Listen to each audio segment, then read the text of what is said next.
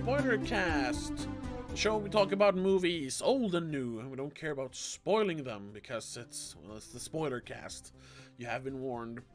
My name is Tobias, and with me, as always, is my sister and trusty co-host, Rebecca. Hello. Hello.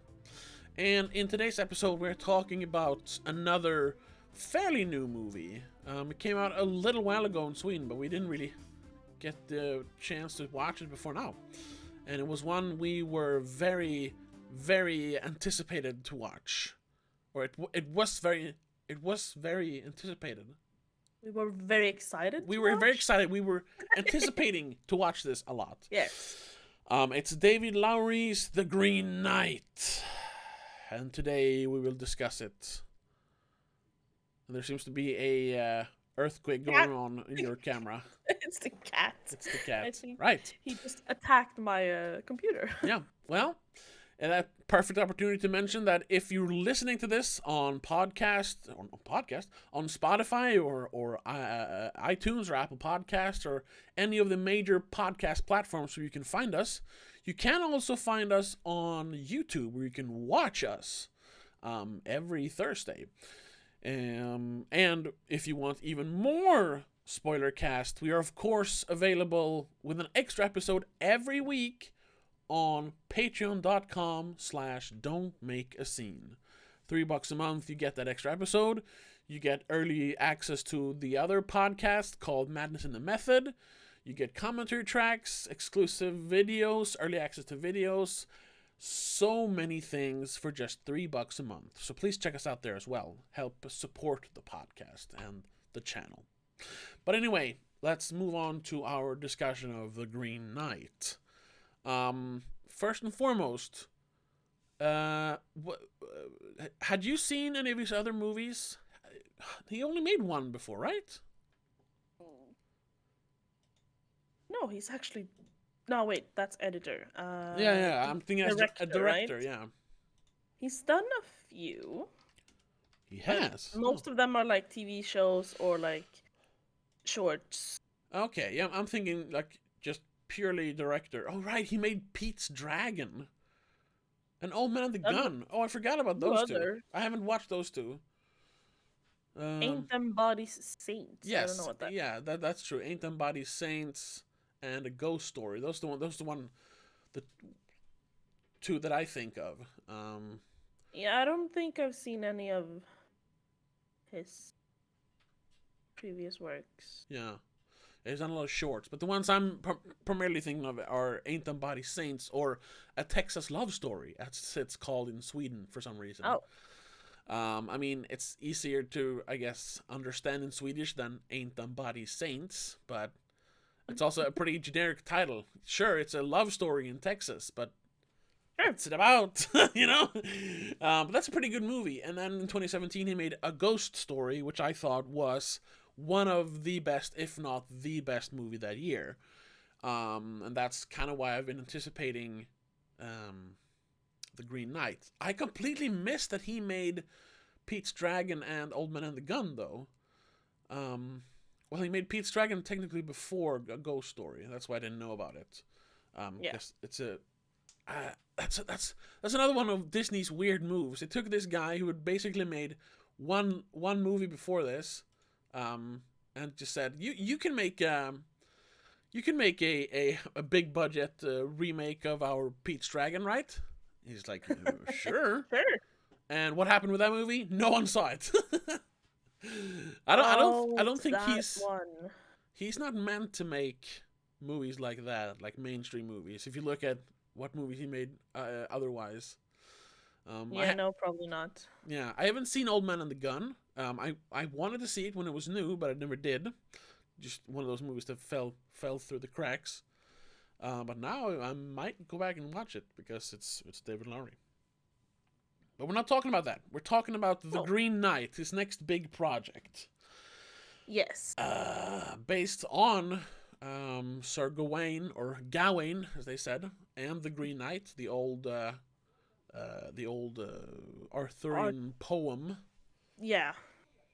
From, what was it, the one like surviving copy is from like 1490 something. But it was probably told 18th before that. century something. Yeah. And the author is technically anonymous. They don't really know who did Yeah, it. it's the Gawain poet they call him. Or the Pearl The poet. Pearl poet, yeah, because there's another religious Yeah. like poem within the text. I found, yeah, because we watched the movie yesterday. Yes. And on my way home from the cinema, I did find I think a penguin edition of the Green Knight, or the Sir Gawain and the Green Knight. I don't know if it was like version. Because apparently J.R.R. Tolkien has released yeah a version. this was supposed to be based on that one surviving copy, because it was written in the same kind of prose, where it was Okay. I don't remember what it's called, but it every Alternative revival? yes, I think that's it. And every page, so to speak, ended with a classic rhyme. Yeah.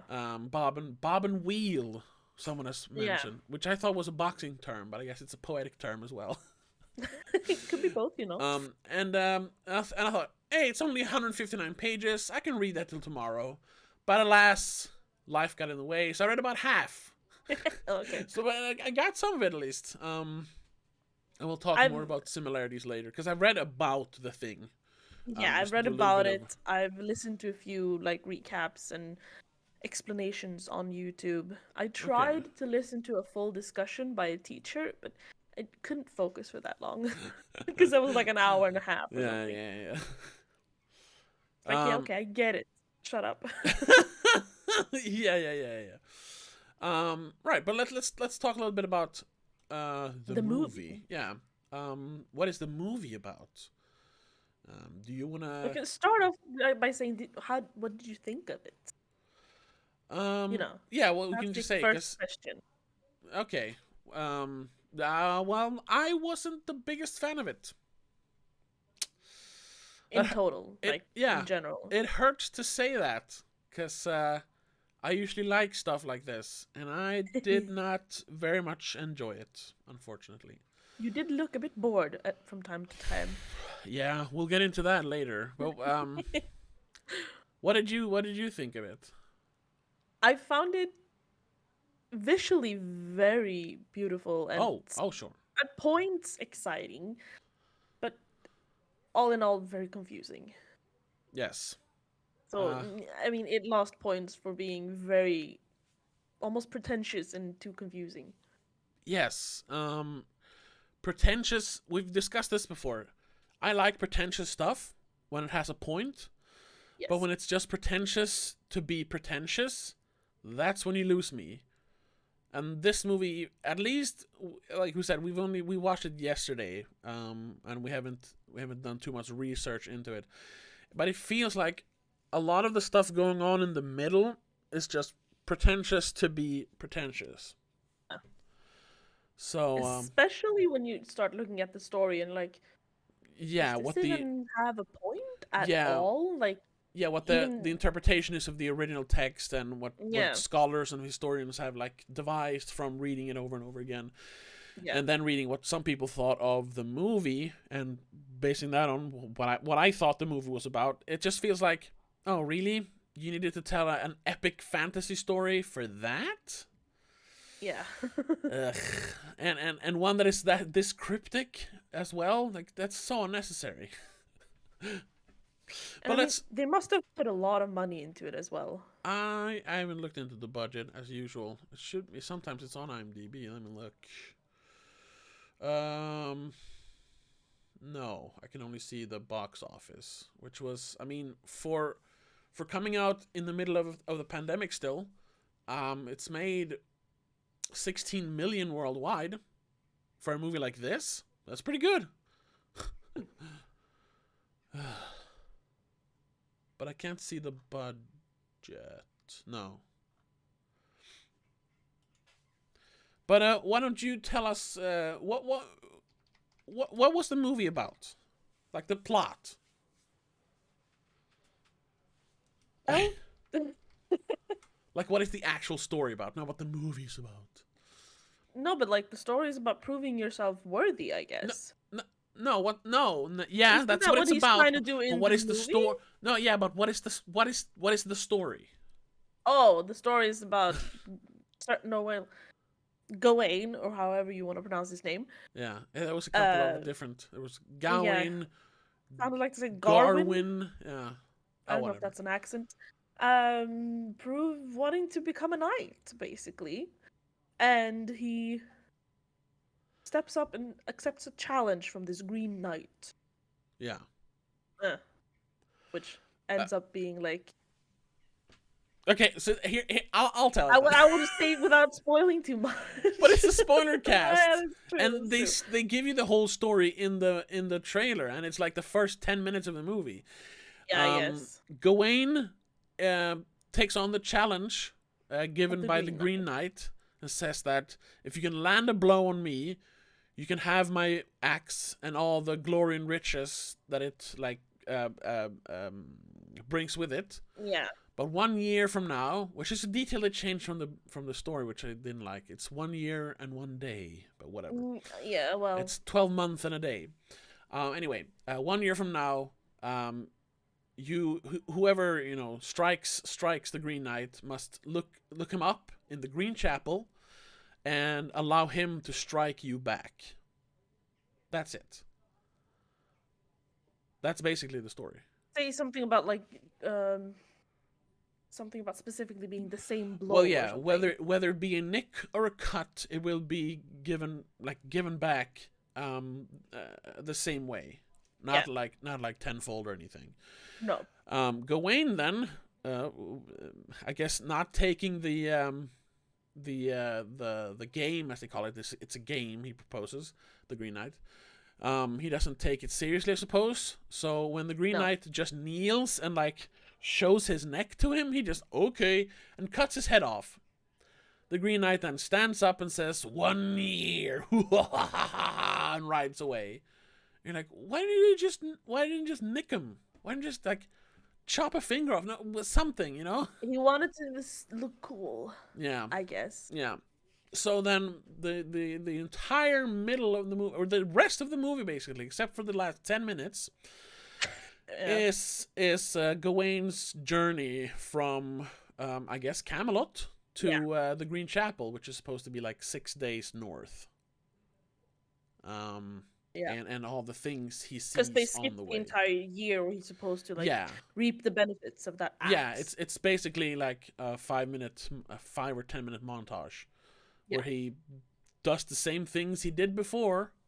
She's drinking and hanging out at the whorehouse. yeah. He gets his portrait painted, but he doesn't get knighted until the time when he has to leave, right? Or it's sometime. No, wait, it's when he comes back, isn't it? And the first version of him coming back.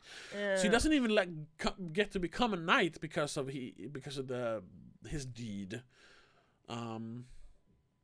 He gets to become a knight when he comes back, proving that he's fulfilled his promise. Yes. Which, just to be pointed out, according to all the Wikipedias and stuff, he was a knight before. Yes. The Green Knight. Gawain was always a knight. I don't get why they had to change that detail. Yeah. But what was the point of changing that? I'm thinking it's easier for people to understand like why he does it, if it's to become a knight. But then the rest of the movie is so vague. So it's just like that doesn't help. He could have might as well been a knight before. Because I mean, it's only he uses that as a reason for certain things. Oh, but I'm not a knight yet. Yeah. But still, you could have just lied or whatever. Yeah. I lost my train of thought. What was I gonna say? I found one note of the budget. Oh, okay. But it's Wikipedia, so we don't know if it's true. Well, but it says 15 million. That could very well be. I mean, a lot of it was CGI, which definitely makes it cheaper. But it was used in a way that you didn't notice it, and there was a lot of physical effects as well. So they just blend, like, all the shots of the giant castles are obviously CGI because they didn't build Yeah. that. No. And a lot of those castles don't exist in real life.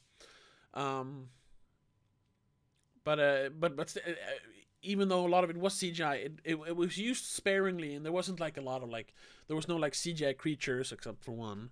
Well, no, yeah, one. I'm pretty sure. I'd say. Which one? Well, you have the The fox, fox. Yeah, there's a fox following him for some time in the movie. and That's then purely the CGI. pale giants. I'm pretty sure that was actors.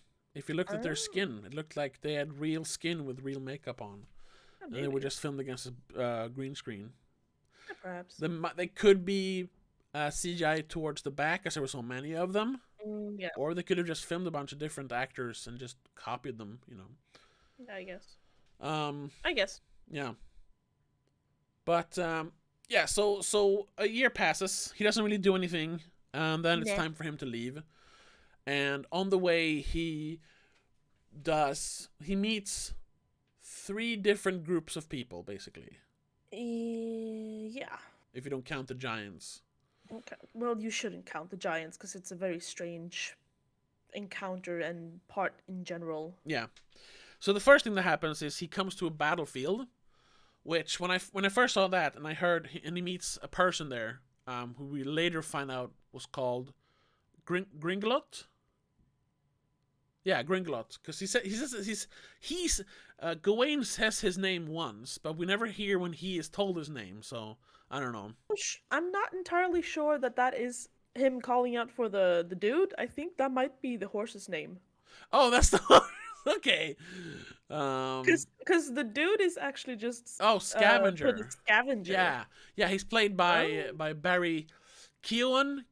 I'm not sure how to say his name. I wouldn't even it's try. the guy from Dunkirk and To Kill a Sacred Deer and some other movies. Yeah. Very, very good actor. I'm glad. Yes. And he, up until that point in the movie, he was by far the best actor in the movie. Like, everyone else was kind of deadpan, kind of supposed to be very stiff. For the most part. We'll get to regal. yeah, I'm face palming a little bit because there's so many things. Like, before we get to but let's get through the story first, and then we'll nitpick later. Yes.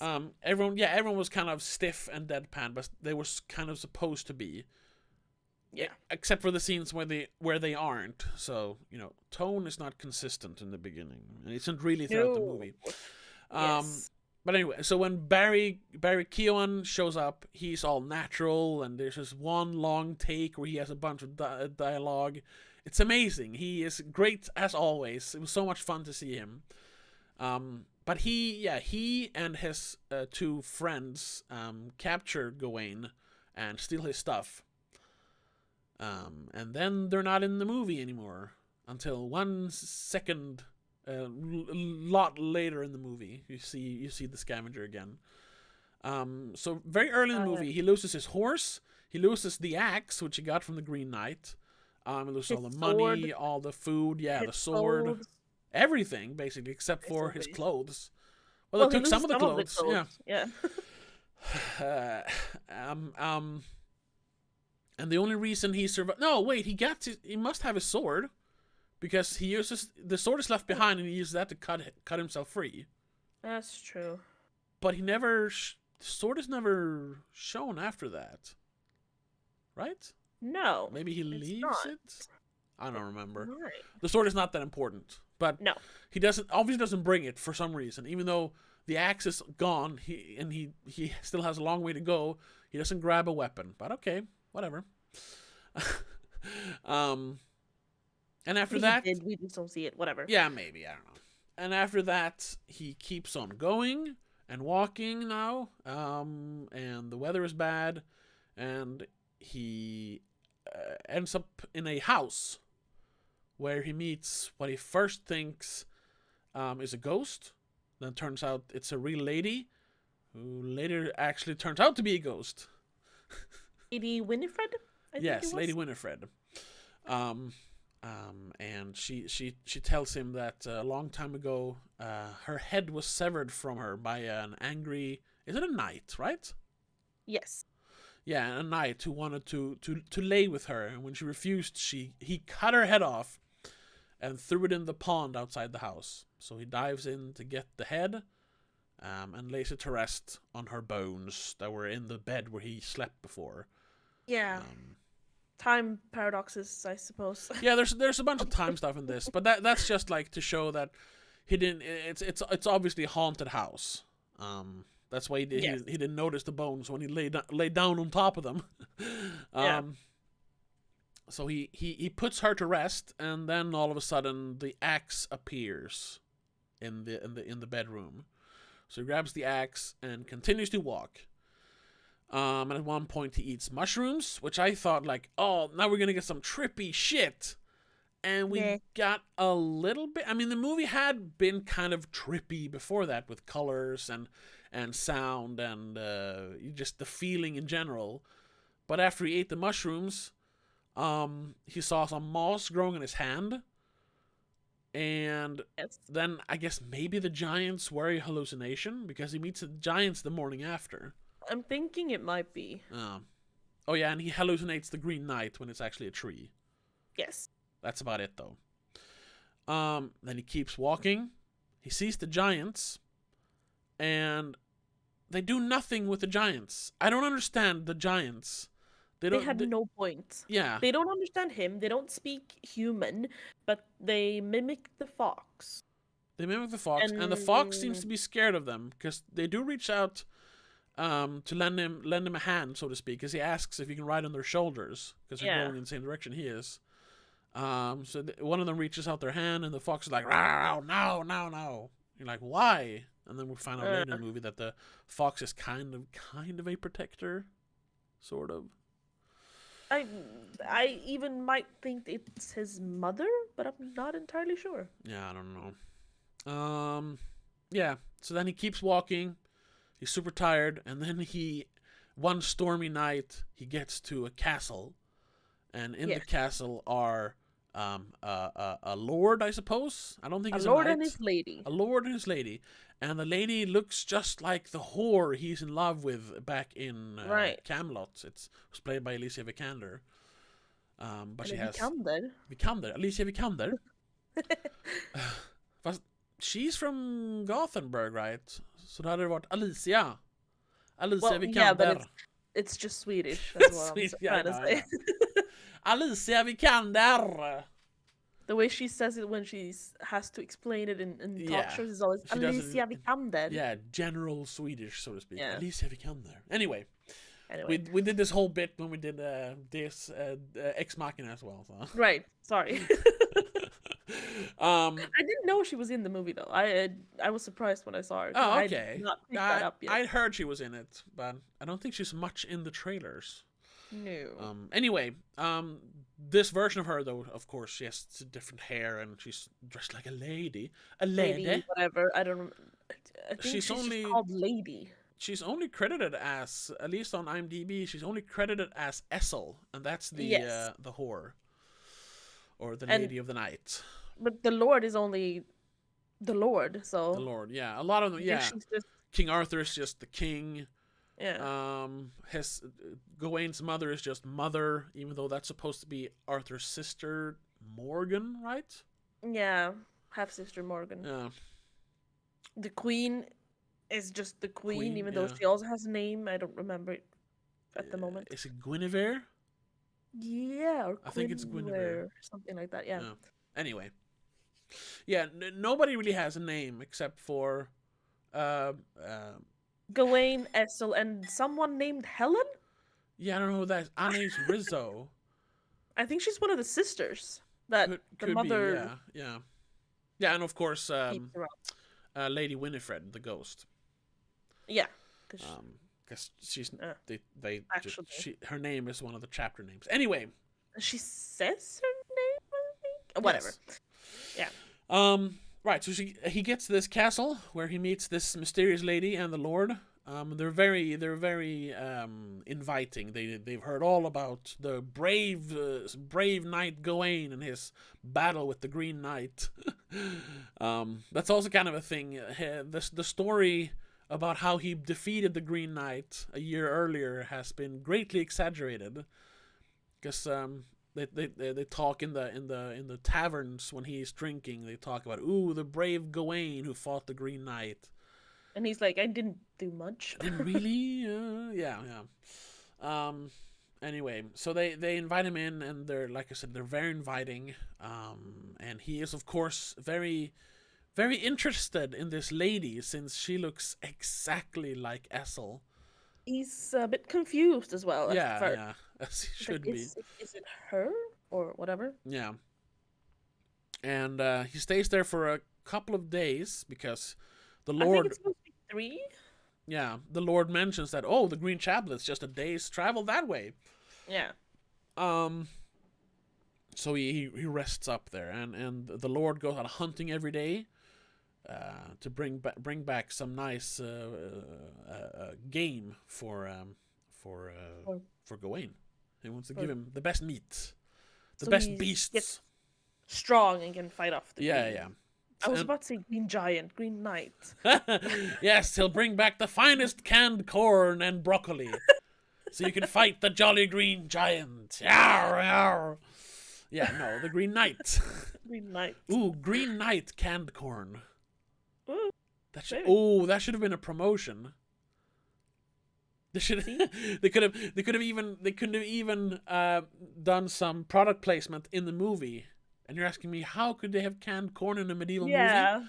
Well, not really, but they could say he fought this great green giant. And he's like, actually, he was a knight. Oh, sure, a green knight. And then they could have a painting that looks just like the Green Giant. Yeah, they paint him, and he looks like the jolly Green Giant. And he's like, no, not like that. Why not? And then they could have sold cans of corn with the Green Knight on it instead of the Green Giant as a promotion thing. Why? I'm not against ad product placement and stuff. I mean, that's how you pay for stuff. But you should try to avoid it as much as possible, especially in a movie like this.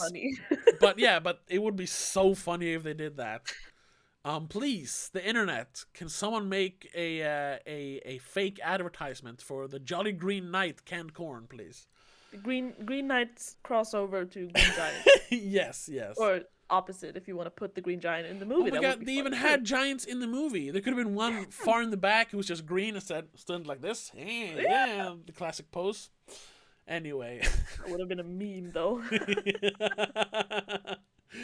But then they could have had a $25 million budget instead of 15. Yeah. Not that they needed it. I'm not sure that would have helped, though, because the problem with this movie is not the budget. It's definitely not the script. Anyway. Yes. So back to the story. He's at the castle. He's at the castle. And the lady shows him a bunch of wondrous things. She has a lot of books. Some she's even written by herself. Yeah. She takes his portrait, but not by painting it, by some sort of early photography, because she exposes a sheet of paper to light. Yeah, she puts something on a canvas that looks like just water, but it's probably not. No, yeah, it's some sort of kind of use when you expose or when you chemical of some sort. Yeah, exactly. I don't remember. And then, I haven't done that since high school, so I don't remember what it's called. Then through light. Yeah, just as you specifically pointed at the painting. I don't know where but whatever. It catches his image. Well, no, he's in that room, and she with the room with all the lights where he's standing. Oh yeah. And then there is a small, like, pin-sized hole in the wall that all this light goes through and hits the canvas. It's how you took pictures back in the day. How does the light catch him? Well, Magic. Shut up. They're taking photographs in the Arthurian age, so I don't know. It's a little bit of magic. I mean, it's also just to show that I think that's just supposed to be like they say in Thor, like what you call magic, we call technology. Yeah. That Well, yeah. if you'd shown someone even in like 1800s kind of camera back then, they would have said, "Oh, witchcraft, Yes. magic." Also, So I think you're supposed to get the feeling that there's something extraordinary about this place. yes, she knows a bunch of stuff. She knows Yeah. magic, even though it's just exposing light to light sensitive paper. But it's Yeah. magic, whatever. So he's very intrigued by this, and then it's subtly hinted at by the Lord, because he says, I'll give you, you can have anything in here of mine as long as you stay here. You're welcome to anything as long as you give me something back." And he's like, "There's nothing." Something you find that isn't mine in here, Yeah, you should give to me, basically. yeah. And he's like, "What? I don't know. What What's what in that?" here isn't yours? Exactly. He's like, "Oh well, this is a strange place. Many rooms." Many And strange items. yeah, And and it's things. after that the lady proposes they have sexy times. Intercourse. Intercourse, yes. um Which, when watching the movie, was just weird. it was weird. After reading all the stories, I kind of get it. Oh, okay, because I didn't get that far in the story. Yeah, he basically, well, they have sex, and after that's done, she's like, "Haha, you're not a knight," and then they show. Yeah. He has this. Well, once again, we got to go back as we didn't mention that. He has this green belt or sash that Yes. his mother made for him, which had a little spell sewn into it. She put a little like a A piece of protection. wood, yeah, a rune Yeah. into it. Like, as long as you wear this, no harm will come to you, basically. Yeah. And he That loses. is obviously lost when the scavengers Yeah, they make take everything. a point of showing that they specifically take that sash. Pretty. Yeah. Very pretty. But then this lady has the same kind of sash or belt. An exact copy. An exact copy with another spell sewn into it, she explains. Mm-hmm. That also will protect you. Yeah. Against all harm. Which is so weird. Yeah. But anyway, so when they have sex, and after, I guess to I don't know if that was actually or if it was just a metaphor, but you see his ejaculate on the sash because she was holding it while they were having sex. Yeah. Or he was. Yeah, she gave Both it to of him. them, I'm thinking. Yeah. Because it's in between them somehow. Yeah. And she's like, "You're not a knight," and he's like, "Ew," and then runs away. And the crone is watching them. Oh, we didn't mention the crone. Oh yeah. The old lady with the white clothes With the blindfold. and a blindfold. But she's basically a crone, like, Yeah. the wise old lady that sees everything. Yeah, but she never says anything. She just sits there or stands there. Yeah, and she was in the room when it happened, of course. Yes. Even though they didn't notice it. Yeah. Strange. Strange. So he runs away, and then when he runs through the forest, he finds a bear that's been speared. I thought it was a boar. A giant boar. But it's ginormous. That has to be a bear. It's bigger than he is. But it has tusks and hooves. It did? You only saw the back of it. I think it's supposed to be a boar, so Oh, okay, sure. I'm saying it's a boar. Anyway, he runs into the Lord, and at first he's like, "Oh shit, he knows." So he's like, "Gawain, stop! Where are you going, basically? Where are you going?" But then he seems to know. He doesn't say that he knows, but he also seems either like he knows something happened, yeah. And then he kisses him, which we weren't like full on like smack dab on the lips. Sometimes there's like a peck on the cheek. And first it's like, oh, is that what he wanted? He's gay? But I guess that's too literal of a yes. What's it called? Whatever. Interpretation. Thank you. Then it's like, oh, is he then thankful because his wife is now impregnated and he can't do it? I don't know. I will explain it once you're done with the story, because there are so many details that are glossed over. missing Oh, okay. from the story completely, Okay. which would have explained so much. Okay. Yeah, because after that, he pretty quickly gets to the The Green Green Chapel. Chapel. He travels down the river in a canoe that is conveniently laid out for him. Um, and after when he's about to step into the canoe, though, the fox speaks all of a sudden and says like, "No, don't go down this way. It will mean certain death." Blah blah blah. And he's like, "Oh, I have to. It's the honorable thing to do." And Also, I don't get it. Why was the fox all of a sudden speaking? uh, Why was it warning him when he's wearing a sash that's protecting him from all harm? yeah, well, Eh, I don't know. what's We'll get to that. I yeah. have maybe a theory.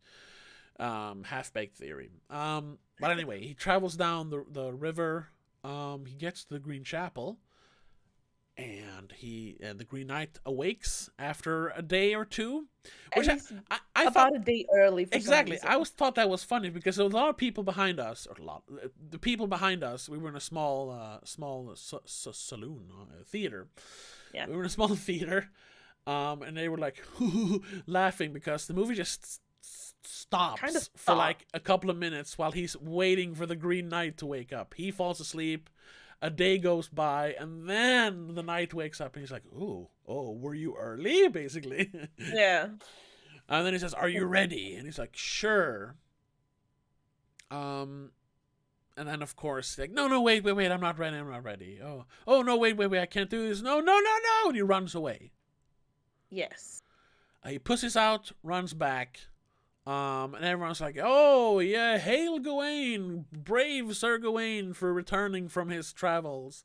And Just he's notice the fox when the fox warns him before he's getting in the canoe. The fox says, "You could just tell them you slain him. You could just oh tell yeah, them you completed your quest. yeah, No one needs to know because no one's here." yeah. Which is what he does. Which is what he does. Yeah, He ends up just saying that, "Oh yeah, I'm all good. Everything's fine." yeah. So he's knighted. He's rejoined with Essel. And she bears his child. Which, though, since he's knighted, he can't have a child with a whore. So they take the child away from her. I just don't understand why doesn't he marry her? But no, he has to make a profitable marriage, I guess. Yes, because soon after he's knighted, Arthur dies, and since he is the nephew of Arthur, he takes the throne. Since Arthur didn't have any children of his own, which is also different because I'm pretty sure that was because it's in the beginning of the story. In the original story, he is Arthur's cousin. So he should. Not sure. No. He says, I am the king's cousin. I am your cousin." Oh, I don't know. Maybe they didn't have nephews. The word for nephew. I don't know. But it doesn't make sense. Morgan is Arthur's sister. also though they're just half siblings, so I don't know. it's all strange. Yeah. All of the Arthurian family trees are kind of odd. It's kind of like. But wait. Greek No, mythology wait. in that. Wait, nephew is the child of your sibling, isn't it? Yes. Isn't that the same as cousin? Because our cousins are our parents' children. Parents' siblings' children. Well, yeah, but the children are cousins. We're not cousins with our uncles. Oh, sure. No. Sorry. Yeah. Because they're our uncles. Exactly. And aunts. One aunt. Yeah. Yeah, okay. No. Yeah. Anyway, I guess that's a detail. Whatever. Yeah. But he takes the throne. And then of course, he's married. Probably married, with another princess from another land. So the kind of marriages they did to like make peace with another country or whatever. Yeah. So it's a loveless marriage, but they have a bunch of kids. And he slowly grows old. He goes to war, loses his firstborn, Essel's child, in battle. And all this is like a long montage. And he comes back. No dialogue at all, which is kind of cool. I mean, it's a montage. There shouldn't be any dialogue. Yeah, but it's very long. Yeah. Sounds like it could be in dialogue. Yeah. Point. But then it wouldn't feel like a flashback or flash No. forward as it proves to be later. Yeah. Yeah, but when he returns, then he's gray in his beard, and he seems battle weary. And the first thing that happens when he returns to Camelot is someone throws mud at him, because I guess he's a Not a great king. cowardly king. We don't really know if he lost the battle or the war, but I guess he does since his son died. Yeah, and of course, the attacks continue, and eventually they get into his throne room, where everyone leaves him, and he's the last one in the throne room. And then you see him hold on to the sash. No harm can come to him as long as he holds on to it. He's been wearing it his entire life. Yeah, now. you even see it you see when he has sex with Essel, he has it on. When he's supposed to have sex with his wife, consummate the marriage, she wants to take off his sash, and he's like, no. No. But he takes it off. Yes. As the door is busted in. Yeah, and then his head falls off, which is symbolic, of course, of him being killed. Yes. Because then he comes to, realizes that this was just him basically kneeling in the Green Chapel and realizing that if I don't do this, I will live a life of dishonor. So he takes off the green sash and says, now I'm ready. Yeah. And the Green Knight kneels down beside him, puts a finger over his neck, and says, now, off with your head. And then the movie's over. Yeah. So let's talk about the real story, I suppose. Okay. What the... You don't want to interpret? You want to... Yeah, maybe we should do that first. Yeah. So what would you interpret it as? I'm having a hard time interpreting the movie, because when I watched it, what did I say when we left? I said it was probably something about honor. Yes, honor or courage or something like that. And that's the only thing I could derive from. And I'm pretty sure that's what it's about. Problem is that is not shown really until the very end. Yes. Because the only honorable thing he does is taking off the sash and actually accepting his fate. The one that he agreed upon. Yeah. Because before that in the movie, he is they have a little bit of character development, because it starts with him waking up in the whorehouse on Christmas morning. Drunk. Still, basically. Yeah. And running home, and his mother's like, "Oh, you stink! You reek of wine." He's like, "Oh, I've been to mass all night." And she's like, "Oh, so you drank the sacrament then?" She knows where he's been. Everyone knows. Everyone knows, yeah. Especially since he returns home without shoes. Yeah, exactly. In the middle of winter. Yeah, and so he's a himbo, a male bimbo. Who just does what he wants because he's the king's nephew. He doesn't have to worry about anything. He lives in the castle. He's fine. Yeah, he'll be fine. Even when the king dies, he's still part of the royal family. He'll be fine. But of course, then he still wants to prove that he is worthy to be an actual knight. Well, yeah, he wants to become a knight. Yeah. So, and to become a knight, you have to prove yourself worthy in many ways, not just in battle. So you can be knighted, yeah. So when this game is proposed by the Green Knight, who I'm pretty sure was created by Morgan, his mother, in a unholy ritual. In what looks like a way to get rid of the king. Because I feel like the challenge was towards the king specifically. Yes, it feels like that in the book. It's not shown, at least not early in the book. We don't know if it was Morgan who actually did it, created the Green Knight, because he just appears. Like, we don't see the creation of him. But he is definitely challenging the king, and the king is basically ready to go, but he realizes that he is way too frail. So he asks any of the knights to fight for him. He even says, I would leap over this table if my body would allow it. Yeah, and that's the movie. My body won't allow it. Um, so Gawain takes this challenge then because he thinks, oh, this guy will give me his weapon if I just land one blow. This will make me look cool, Yeah, basically. and I'm guessing then it's like, well, I won't have to let him strike me back if I kill him. I'm guessing Yes. that's so he wants to take the easy way out instead of like landing one blow and then letting the Green Knight hit him back. He just, I'll kill him. Problem is, he's a magic knight, so he stands up after having his head cut off, and then he says 1 year. Yeah. And here's also, though, even after that, it doesn't look like Gawain gets his mistake. He doesn't understand that Yes. he has made a mistake. Thank you. But, and that's the but first. The king does. Sort of. Arthur kind of looks at him like, well, you've made your move. Yeah, but Good job. the severity of cutting the Green Knight's head off doesn't seem to be obvious to anyone. Like, he says, whether it be a nick or a cut, it will be returned, like, the same. Equally, yeah. So if you cut off his head, he's going to cut your head off. Yeah. And everyone's just acting like, oh, yes, good fight, but it's also Gawain. just a game, apparently. Yeah, so but maybe they just interpret. They're like, oh, it's a game. Nothing's bad gonna happen from a game. Yeah, but he did cut his head They're off. all idiots, though. Huh? I mean, they're all idiots. They're not scholars. They're knights. They're brutes.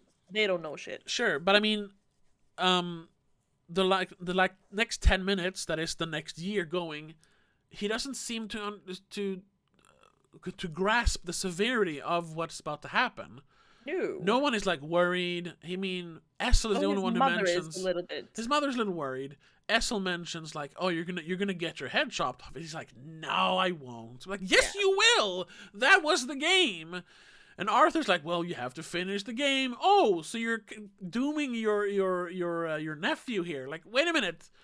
Why didn't anyone like? Basically. And why doesn't he seem to understand that he's not going there to get like a cut? He's going there to get his head cut off, and he's not worried at all. When Gawain steps up to the challenge, King Arthur does say like, "Do you understand the game?" And Gawain's like, "Yeah, sure. I'll just strike him."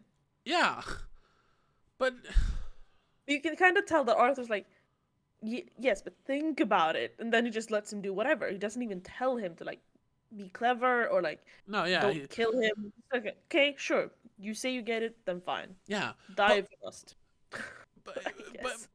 But there's no like, other than the Green Knight laughing as he rides out with his head held in his hand, like the headless. No, what's it called? Yeah, the headless horseman, the Hessian. Yes. From Sleepy Hollow. Yeah, exactly like Sleepy Hollow. Exactly. There's no like ominous music. It's not like this look on his face like, oh fuck, I fucked up. No realization. There's nothing. He's just like, even the knights around and the them knight starts applauding. Yeah. You're like, but this is a bad thing. You just fucked up. Yeah. Why isn't anyone reacting to this? And then everyone wants him to go do it, except for his mother and Essel. Yes. Well, his mother thinks he should do it, but be careful. He has to do it. Yeah. Be careful. And he seems like, I'll just go there and it'll be over and I'll get back. Whatever. Yeah, I'll just talk to the giant. It's probably not even real. Is kind of what he's doing. Yeah. Which. And I'm just wondering. So right there, you have a duality. You have some people like, yes, you're doing the honorable thing. And some other people saying like, well, is honor really as important when it comes to your life? And it's supposed to be like not really a devil and an angel, but like his conscience, basically. Yes. Should I do this? Is it worth losing my life over honor? But it's never clear. It's not explored or explained or even like. It doesn't look like he's even thinking about it. Yeah, he doesn't seem. He's just like, okay, I guess I'll do it. Yeah. He's a brute. Yeah. And then he leaves on this quest, and you're thinking, since this is supposed to be as I don't know who said that, but someone said in a review. Yes, Clint Worthington for Consequence, who gave it 10 out of 10. said that this is a deconstructing of the hero's journey in a sumptuous dark fantasy. Problem is, from the moment he leaves until the moment he gets to the Green Chapel, which is about an hour, no more, because the movie is 2 hours. It's an hour and a half almost. Yeah, because basically the entire movie is the journey. Yes. He does not grow as a character. He does not come to some sort of understanding. All his obstacles doesn't seem to like flesh him out as a character. I mean, he does show some sort of honor and chivalry when he helps Lady Winifred, and when he he shows callousness in front of the scavengers. He's like, please don't kill me. I'm not a knight, and he cries. Yeah. Which is like, well, now you're not meeting your fate with honor held high. You're crying like a little baby. And he's trying to be honorable with the lady, but he does fail. So. Yeah, he does lay with another man's woman, which is not okay back then. No, because they're Christian. And they even pointed out, like, you're not a knight, she says after having done it. Yeah. So it's like, but at the same time, I think that's what the Lord wanted, because now they can have a child. Well, I don't know what the fuck that was about. I know that part is like much more significant in the book though, but I didn't get that far. Yes. Yeah. And then I can tell you this: the entire journey until he gets to the castle where the Lord and the Lady lives is not important at all. Yes. In the rest Okay. of Good. Because then it was like I thought. Poetry. Yeah. Because the far as far as I read, I was almost halfway. Almost halfway through. I lied a little bit before. Almost halfway through. And I was like, he hasn't really started the journey yet. But then I had read on Wikipedia that basically the only part of the journey we see is the castle with the Lord and the Lady. So, because first off, Lady Winifred is not in the poetry. That's something they've added on later. Yeah. Because that is an Arthurian poem in itself, but they added on to flesh it out, I suppose. And the giants aren't in it as well? The giants are not mentioned, not as an important part, at least. Is there a talking fox? Not that I know. Not that I could find. Not as far as I read, no. Yeah. You do have his mother. Sure. And the queen has a bigger part. For some reason. Because she's the only one who's supposed to be worried. Oh, okay. Well, yeah, because Morgan is in many stories, Arthurian stories, she is made out to be evil, so maybe she wouldn't care about her son. Yeah. But also in this one, she's apparently like testing her son. Oh, okay. So in the original story, it's not meant to be towards Arthur, it seems. It's supposed to be towards her son to test him. Well, yeah, but in the beginning of the story, it's supposed to feel like it's a challenge for Arthur, but he gives it to someone else. But yeah, it is for Gawain. We understand it because it's called Gawain and the Green Knight. So yeah, and the Green Knight is even in the poem created by Morgan. Oh, so okay, That part's true. Okay. You're right. Well, just quickly then to finish up, because none of his experiences along the way.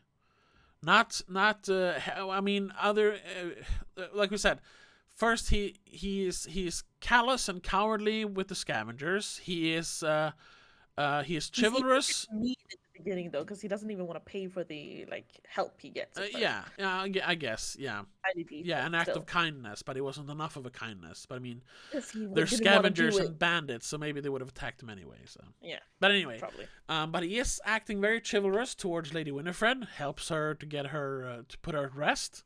Yes. But then the giants, I really feel like they're just there because it looks cool. Yeah, that's just a psychedelic trip. Yeah. It has to be. There's no point. Yeah, and then he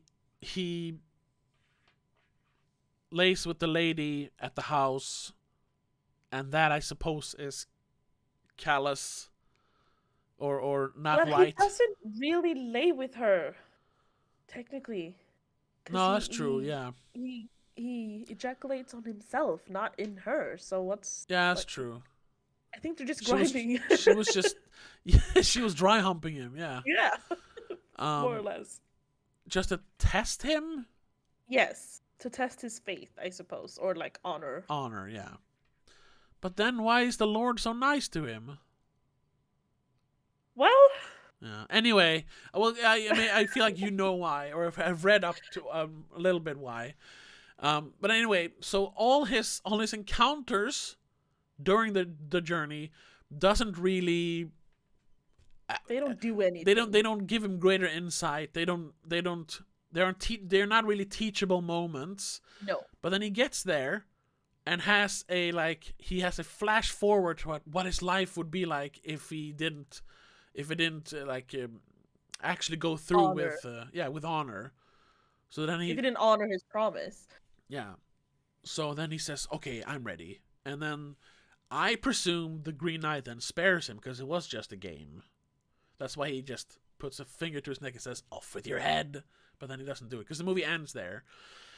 Literally. Literally. Horrible, like almost cliffhanger ending is just. No, like I kind of like that because I like when movies end with a nice like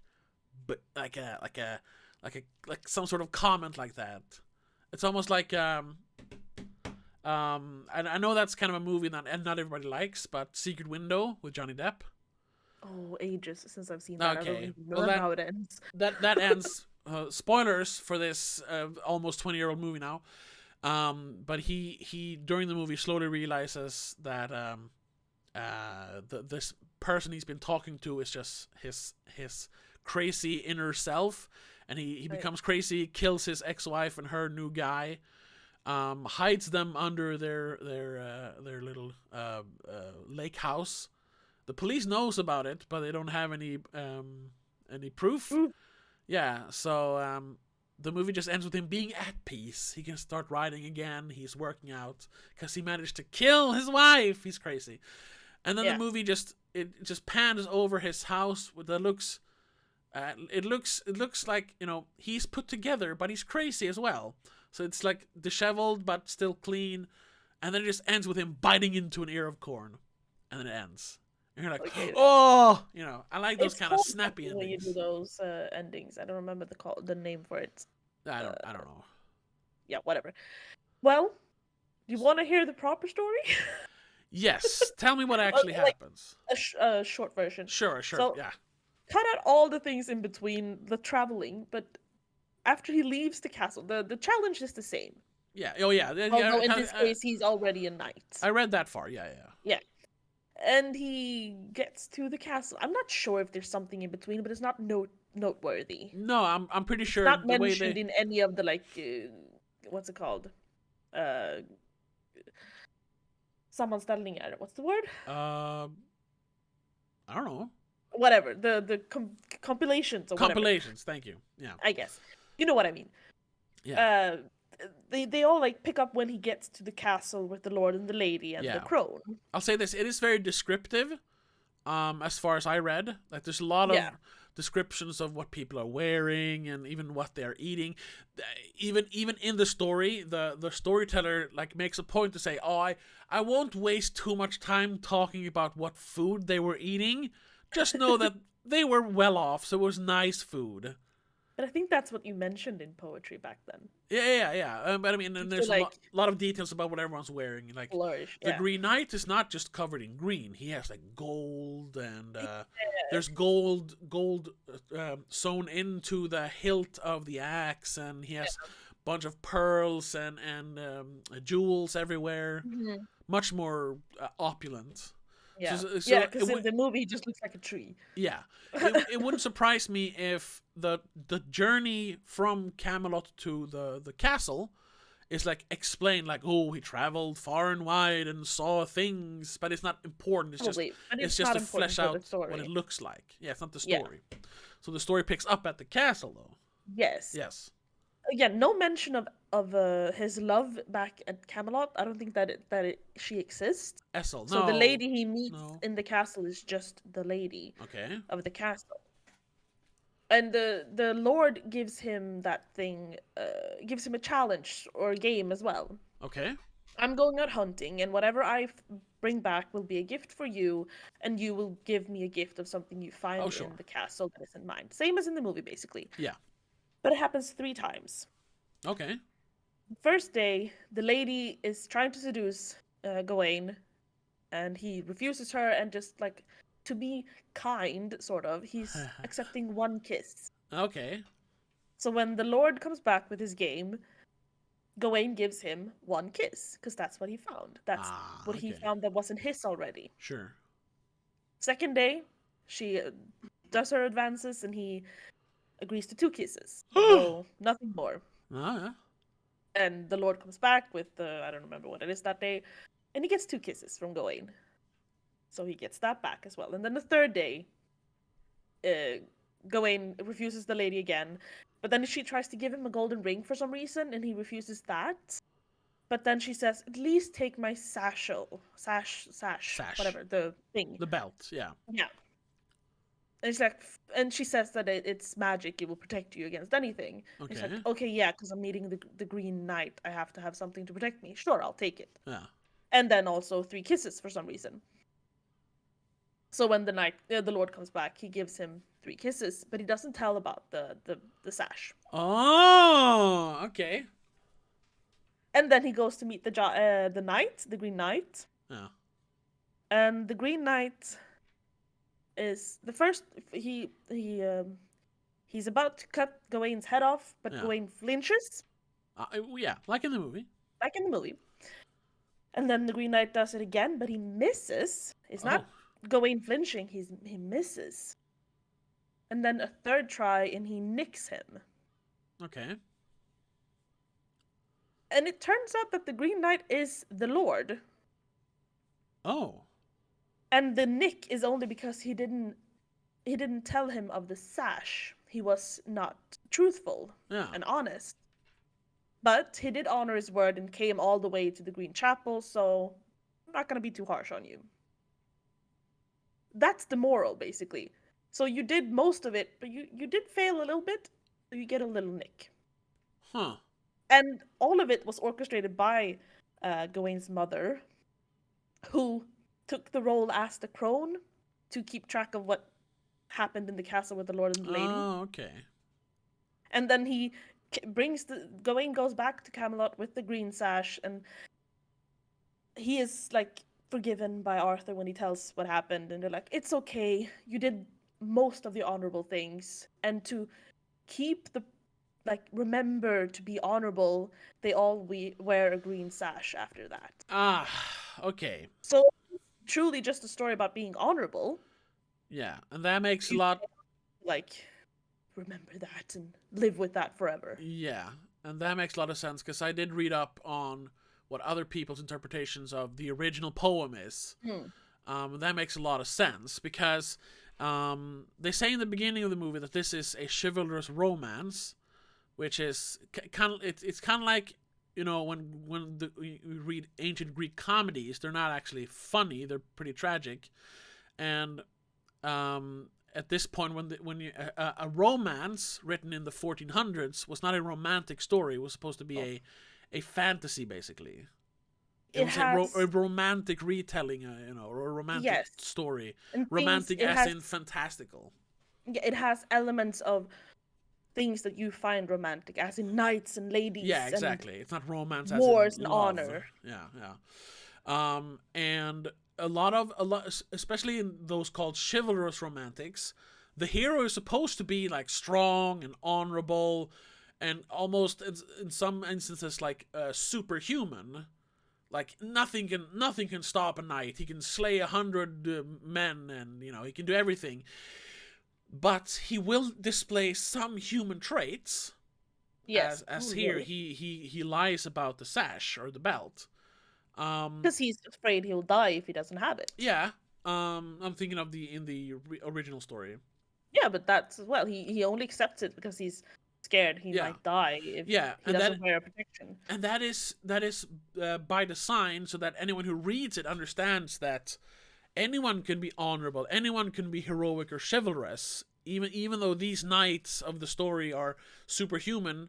They are still human. Yeah. They are flawed just like a human. So you can be just as chivalrous. You just remember that you're human. That's the point. And that makes so much more sense. When he doesn't have the sash to begin with. Yes. And the fact that he gets the sash, and that's the one dishonorable thing he does. Yes. He lies about the sash. It doesn't make sense that they felt the need to. That's why I don't feel like the movie is portraying the story correctly. Because in the movie, it seems like the mother is disappointed that Gawain accepted the challenge instead of Arthur. And she gives him the sash with the magic spell in it to protect him because she can't do anything else. She can't just like stop the challenge. Yeah, He has exactly. to do it. So Yeah. she gives him something that will like for sure make him survive it. Yeah. And then the whole thing that it's specifically the two women in his life, his mother and Essel, are the ones that say, like, maybe you shouldn't do this. What is honor if you lose your head? Was literally what Essel says. Yeah. I want that. For me, just because I'm cynical, I saw that as some sort of like, that it's trying to comment on like masculinity, maybe even toxic masculinity. That of course all the knights applauded him even though he has doomed himself, and he just seems completely oblivious that he's gonna die. But of course I have to do it. It's the honorable thing. But, you gotta be cool. Yeah, and the king even though the king knows, like you said, the king is worried, but he knows. The but king understands the challenge. severity. Yeah, but he even says, "But you have to do it." But then the two women in his life say, "Maybe you don't have to," and that's why you mentioned that the fox maybe is his mother, because the fox also says, "You don't have to. You can just run away." Yeah, and it guides him to the right thing. It guides him to safety sometimes. Keeps him company, keeps him more or less sane, except for, when he eats shrooms. yeah. He does feed a mushroom to the fox, but he seems to be fine, or she seems to be fine. You don't see the fox much after that. Yeah. I mean, that would have been fun to see the giants too, though. To see him trip balls with the fox. That would have been fine. But okay, whatever. So Did you? No, continue. Yeah, I was just gonna say. So I feel, and there was also because someone mentioned that as well. I felt that it had something not just to do with honor and righteousness, but it also had to do with masculinity. In the movie, yes, I can agree. It feels like that a bit. But that's also such a strange thing. We'll get maybe more into that later. Why is always honor a male trait? Yeah, and usually something that's supposed to be bad. Like, isn't honor a good thing? Honor is a good thing. It's supposed to be a good thing. Once again, everything has been, translated through so many 100 years of honor, usually meaning the Crusades, honor killings in some other religions, So honor isn't a good thing, but honor in its essence is a good thing. Yes. Like an honorable man, as you usually say, is a good thing. Yeah. So honor. I mean, it's kind of used derogatory when it comes to women, though, because an honorable woman is a virgin. Yeah, and stands by her husband's her side, husband, whatever. no matter what. Yeah, no matter what he does. Yeah, but that's the thing. It's the original meaning of the word has been lost because of most religious interpretations of it. Yeah, and since men ruled the world up until a few years ago, and technically mostly still does. Yes. Since then it can be seen as a male trait, because they always talked about honor while women just stayed behind. Another thing that might make the movie a bit about masculinity is that Essel, in the beginning of the movie, mentions that he can't even get it up. Yeah.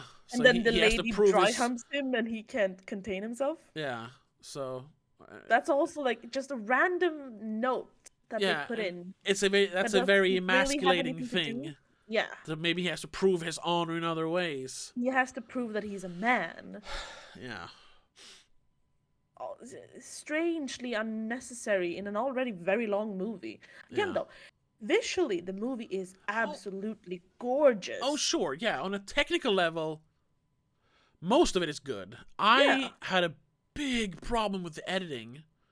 You did? Yes. Let's nitpick a little bit before we continue with our interpretation. There are It's gonna be some. a long episode though. Yeah, well, I don't know. It's good that we It's talk good. about this because Yes. I need to be thorough so that people won't just say, "Oh, you just don't understand it," like with my Parasite video a couple of years Oh ago. yeah. Um, there are some shots in the beginning when they're like going into the hall with the round table Yes. where the king is, and there's these long like panoramic shots of everything. When Gawain stands up from his place at the table to walk up to the king and sit down next to him, and it's one continuous shot, but they do a cut. They do a cut and do a like crossfade, so it almost looks like he disappears from the frame and then appears again, like almost like if that panoramic shot of him walking up to the king is already like 30 seconds long, but when they filmed it, it was like a minute and a half. It was like, yeah, we need to shorten that. It's unnecessarily long, but they couldn't because it was just one shot. So they were like, Point. maybe we'll make it look weird by doing a crossfade in the middle, and it just looks It kind of looks like he's terrible. walking behind someone, and that's where they use the Yeah, cuts. but But you it see him you disappear still behind the see him. Yeah, person, that's true. and it looks terrible. And then when the movie starts, you have this. If you're watching this on YouTube, you see our background. It's this very cool shot where he is basically where Gawain is being crowned as the king, but then he's set aflame because he's a cowardly king who has doomed the country by being a Very coward. gorgeous Very cool, opening scene. very nice like analogy for what the movie is about. Yes. And it's this long static shot as they're going up to him, and the crown is literally like physically lowered down on his head with wires because you see it like shake at one point. Oh yeah. So it's not like a 3D It's supposed to be floating, CGI thing. though. Yeah, but it's so cool. And then without any cuts, I mean, there's a hidden cut. They set him aflame, which was super cool. Yeah. And then they pan up and you see the sky through a skylight. Yeah, skylight. As skylights. And then the next shot is also a static shot of some animals, and you see a house on fire. There's a drunkard sitting there, and some people walking into frame, running away with a horse. And then there's this long pan back in through a window, and you see Gawain's shoulder and his face. And it's just like, oh, it's gonna be one of those movies. A lot of static shots, which is in the trailer. A lot of like big static shots, very very deadpan, like a lot of the acting is. Very reminiscent of another of these modern masterpieces, The Witch. You've seen The Witch, right? Yeah. Yes. Very solid. Yeah. And a lot of and that is a great movie. That's like a 10 out of 10. I'm just saying. So I thought it was gonna have that kind of aesthetic, but with a lot of like religious iconography with the chapels and the crown and his scepter and everything.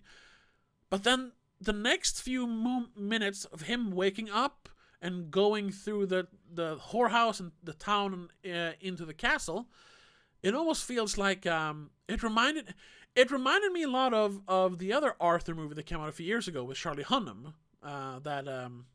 What's his name? The guy who made Snatch and Lockstock. Guy Pearce. Yeah. No, not Guy Pearce. It. No, that's the actor. Sorry. What's his name?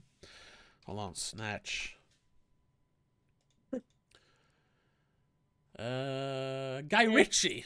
Guy Ritchie, yeah. Sorry. Guy Ritchie. He made a King Arthur movie a few years ago that was universally panned. Because it felt like a Guy Ritchie movie that took place in the Middle Ages, and yeah, it was weird. Yeah, it is, but it has this cool Cockney vibe, but it's supposed to be Arthurian times. Anyway, but the way it was shot and him like being like kind of like quippy and like saying hello to all the other whores living in the whorehouse, and yeah, and it's all kind of fast paced. Yeah, it just felt the movie opened up in such a artsy fartsy way, but in a good way. And then you have this, like, it looked like a Disney movie or something, but with cooler lighting. It was just so weird, and he did not act he acted like a normal person, even though everyone else is so. Or later in the movie, everyone else is so.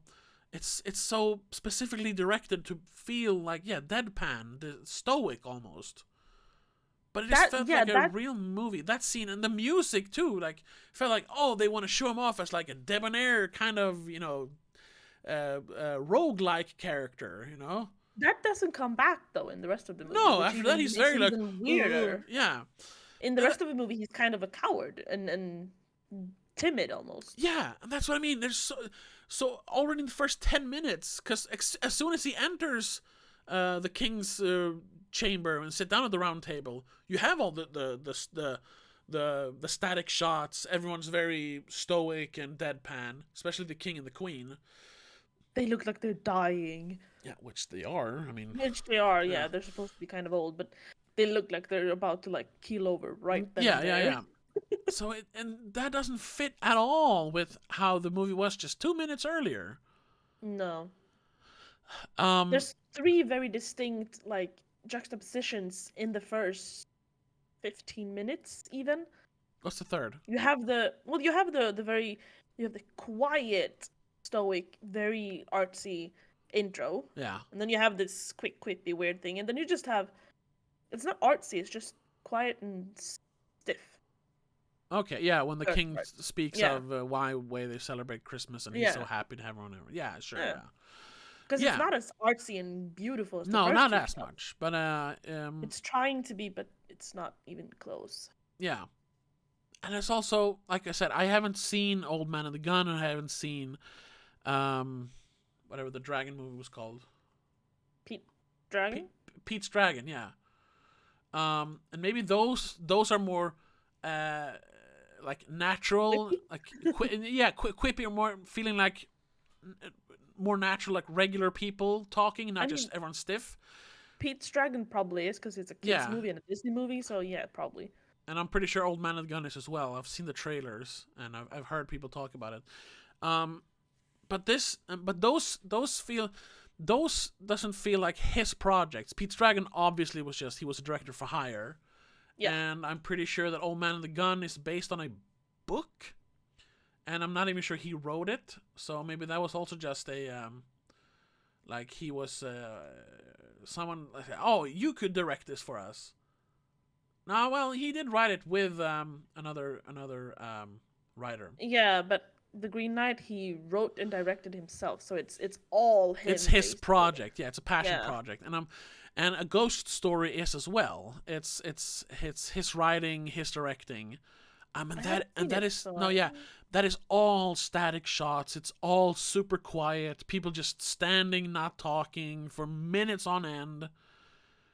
I mean, you do have shots like that later on in The Green Knight, specifically like when he's leaving Camelot and he's just riding straight forward. He doesn't react to the children running after him. You hear once they stop screaming at him, it's just quiet. Yeah, I just hear the hoofs. And it's very pretty. Yeah. But at the same time, that is shot with I'm not exactly sure what they use, but I'm pretty sure they're riding in front of him on and the camera's on a crane, I'm pretty sure, or it could just be that they're driving someone who's holding it in a Steadicam, because the shot is swaying. It's not a static shot. Bit. Yeah.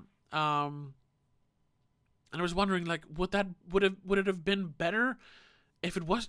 Imagine if it was just a shot of like the endless landscape, one still shot, him riding in to the frame, and like looking like worried, like, oh, here it begins. I'm literally riding towards my death, and then riding out of the frame, and like the camera just panning towards him or something.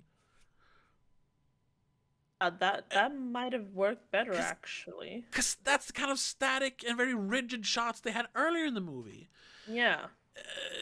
Also, the entire shot of him just ignoring the children doesn't really make sense, to be honest. Yeah. It's kind of weird. It just feels uncomfortable. And why was it that long? These are technical nitpicks. But it just and like I said, I've only seen one other movie he made, so I'm not an expert at his style. But it just didn't seem to fit. No. with so many different styles.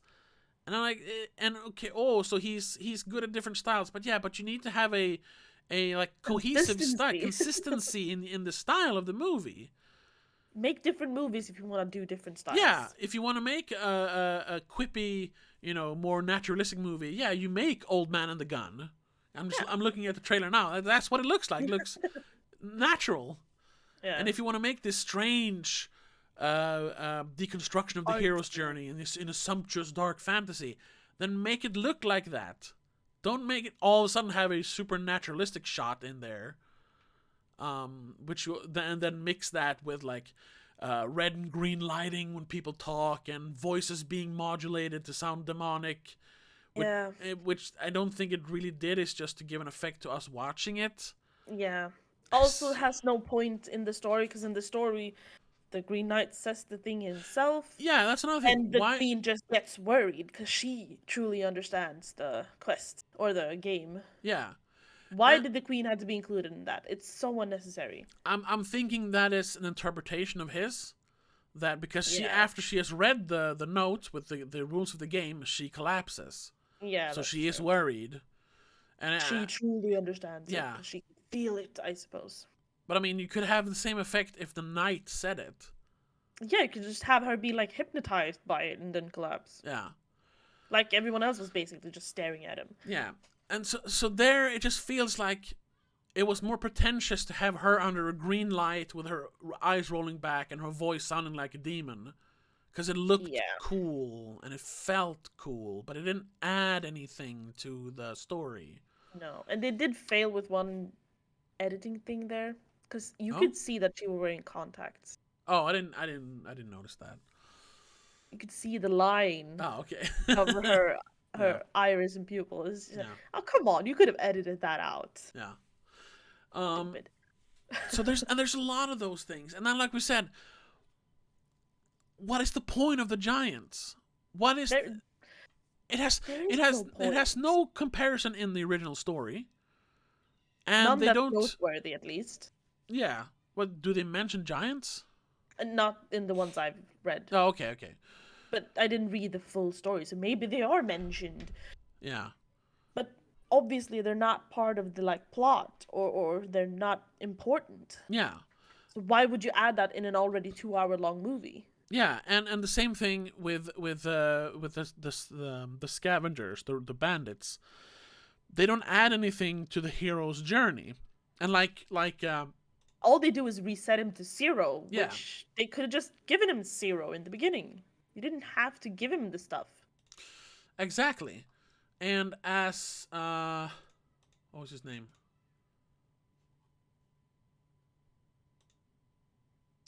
Clint Worthington said that David Lowery deconstructs the hero's journey. Like, when does he deconstruct it? He doesn't. There really isn't a hero's journey, because the hero's journey is that your faith and your honor usually are two things that are supposed to be tested during the journey, and you're supposed to, the hero must succeed in these tests with his honor intact, so that he can become the hero he's supposed to be. And Luke Skywalker. Very close to failing, but then still, getting past it. Yeah, and then in the end, he has the journey has taught him what is the right and just thing to do. It's the climb. Yeah, that is literally the hero's journey. Yeah, the hero's journey has been around for a long time. There's depictions of the hero's journey in Greek mythology, but Joseph Campbell. If you want to talk about deconstructing the hero's journey, Joseph Campbell did that in The Hero with 1,000 Faces, I think it's called. It's a book. There's literally like a textbook about the hero's journey. Oh. You have classic examples like Luke Skywalker or like Bruce Wayne in Batman Begins. It's a classic hero's journey. This one doesn't have that. This one doesn't have that. And then I'm wondering, when Clint Worthington says that he deconstructs the hero's journey, does he mean that he pick it apart and meticulously show each piece, or that he just actually picks it apart and does something different with it. Because if it does something different with it, it doesn't work. Because Gawain is not a hero ever until the very end. He doesn't do anything to grow. There is no arc. There's nothing. Every No. piece of like development comes in the last 10 minutes. Yeah. You literally only have like you have the scavengers that reset him to 0, and then you have him showing that he's a good guy. He's not gonna try and rape and kill the lady who's already dead. Yeah. But both of those things are not part of the original story, so they do not serve a purpose. Yeah, and they even if they're supposed to serve a purpose here, they just prove that, well, in one moment he is cowardly and in another he is chivalrous.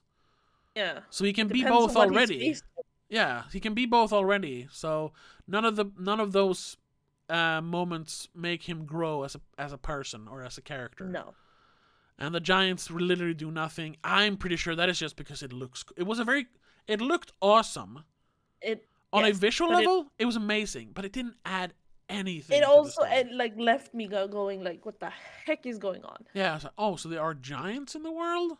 I mean, sure, you've heard of giants in the stories and stuff, but we don't see any other fantastic these beings.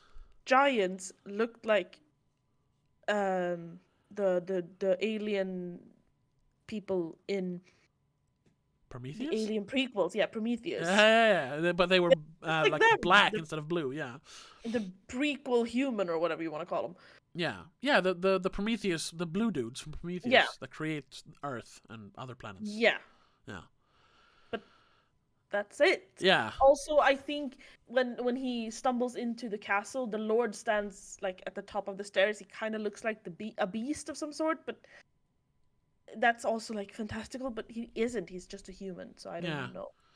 Or maybe that was just supposed to be like a hint at the fact that the Lord is actually the Green Knight in the book or the poem.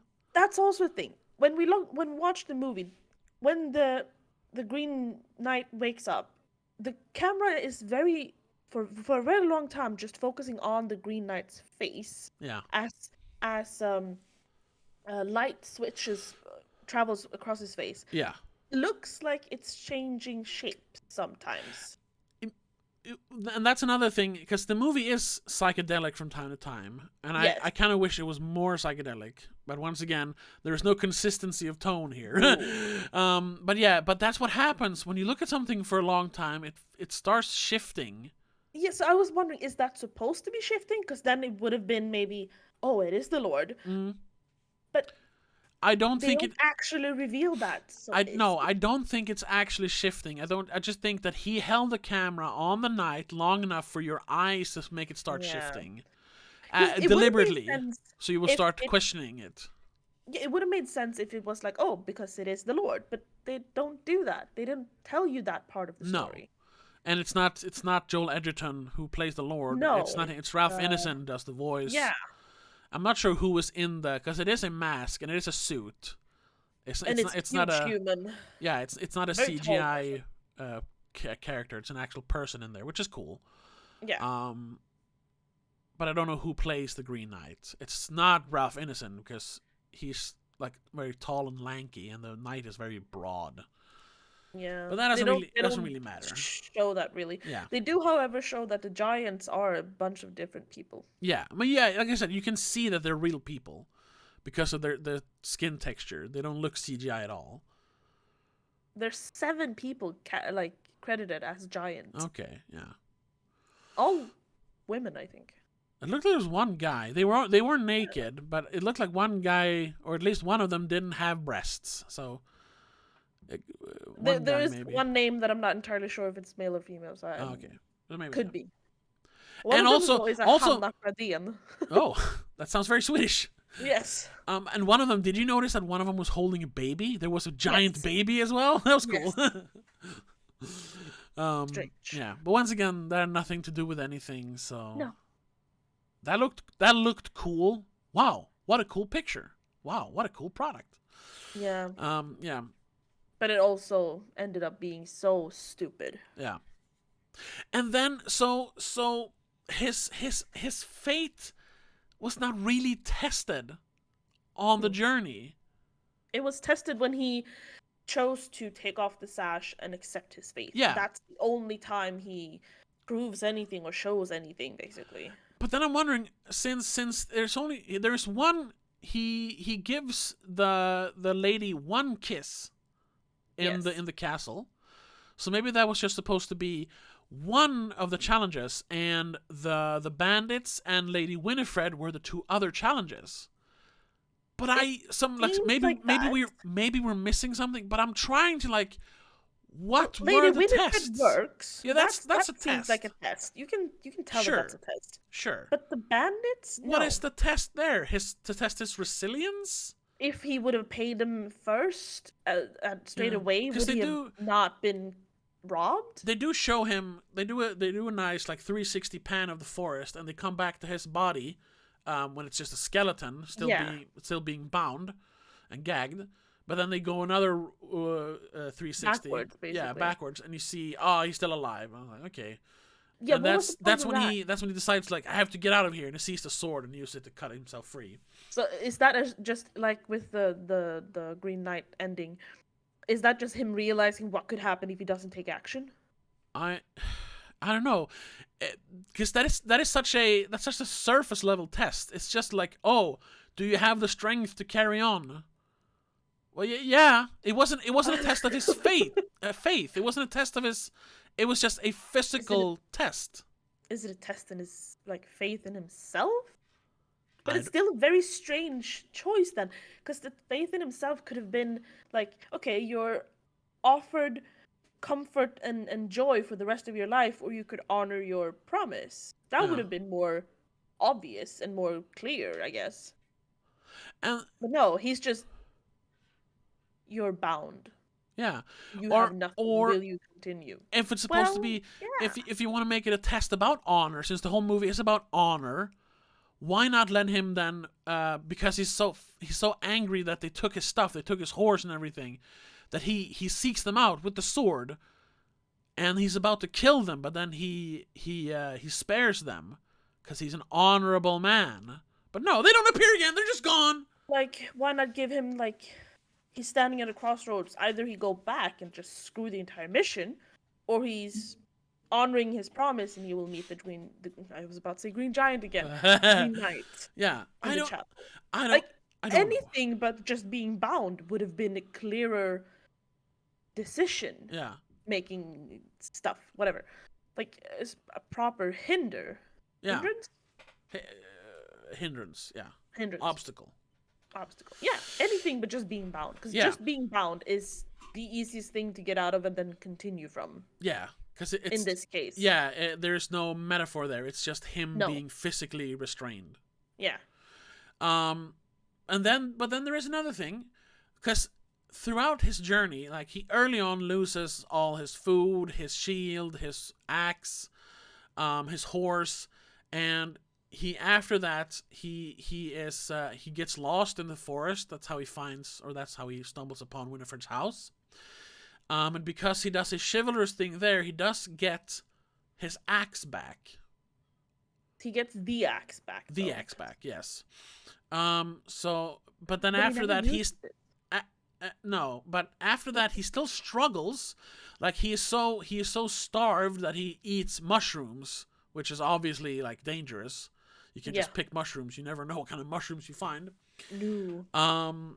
And the same thing. He asks for help from the giants, and the fox stops him from getting the help.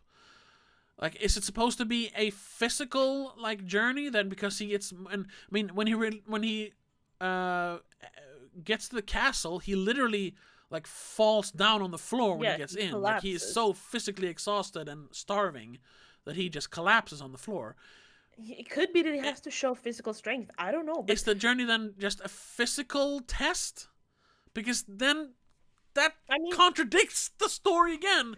Since a chivalrous romance is supposed to be about a superhuman person, a hero that can best anyone when it comes to physical feats. No. It's his honor and his duty and his chivalry that is tested, not a physical test. So that way it doesn't work either. No, even if it would have been the mental journey of continuing, it's still not what a knight needs to be tested on, because a knight needs to be tested on what he would do towards others, Yeah. not towards himself. And this is all either a physical or a mental, just you have to keep going. Yeah. But that all knights know that you just have to keep going. They don't give up. And then I had another interpretation of part of it at least, and that is also why you see Morgan create the knight. And as you said, it almost feels like she wants Arthur to attack the knight, because just as we see her and her other witch ladies start creating the knight, I think. What? The sisters, I the think. sisters, yeah, they're witches or whatever. Yeah. Arthur is talking about how he's so happy to be surrounded by these knights, his friends, who have helped him create this land, and who brought the Saxons to their knees. Saxons being, the natives of England, basically. Yeah. Because the original Arthur, if there was one, is supposed to have been a Roman general. Yes. Arturo. Yeah. So a colonizer. Yeah. So you have white people, white men, genociding an indigenous people and taking over their land. And Morgan is supposed to be Saxon. Yes, that's why she's a druid. She's part of, she's magic. And that's what Saxons were doing. They were savages. Did they cast them dark skinned because of that? I don't know. If that is the way, it's kind of stunt casting. I just thought they took him because, first of all, yeah, it is a little stunt casting to have an Indian guy play a British knight. But it's also just maybe, hopefully they picked him because he was the right man for the job. Because he's a great actor. Yeah. But there might be a reason for that, yeah. Because also when you think about it, a lot of the background people, most of them are white. There are a few. The sisters seem to, a couple of them look kind of Mediterranean. And you had the only one who had a name, Helen, is played by Anais Rizzo. And she's from Italy. So, Mediterranean, yeah. And Mother, Mother. Morgan, yeah. Sarita Choudhury, yeah. Yeah. Which, I recognize her, but I don't know what she's from. I've seen things, but I cannot mention what. She's in Hunger Games Mockingjay. Right. But I've seen her in Lady in the Water. I think I've seen her in TV shows as well. Yeah, she's in a lot of TV shows. Yeah. Anyway, I didn't even think of that until you mentioned it. That they